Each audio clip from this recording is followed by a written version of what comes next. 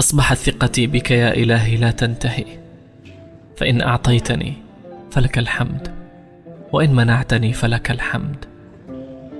الحمد لله على النصيب والقدر والمكتوب.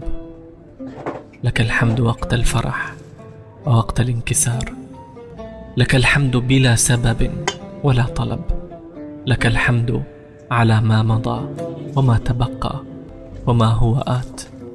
أنت رب الخير، وما وجدت وراء أستار أقداري إلا كل خير.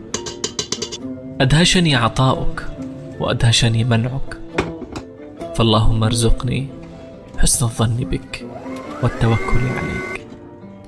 الله لا يأخذ منك شيئا إلا لو كان سيؤذيك، ولا يحرمك من شيء إلا لو كان ذلك الشيء خسارة لك وليس مكسبا، ويبتليك لتدرك قيمة ما تمتلكه ويعوضك فيما بعد. كل شيء عند الله بميعاد وأسباب وترتيبات، ترتيبات كثيرة كلها تحدث لصالحك، فقط لصالحك. لا تستعجل شيئا، وستكتشف فيما بعد أن كل ما يحدث لك ليس من فراغ وليس من سوء حظ كما تسميه، بل هو كرم من الله الكريم عليك. طريق الصبر نهايته جبر مهما طال.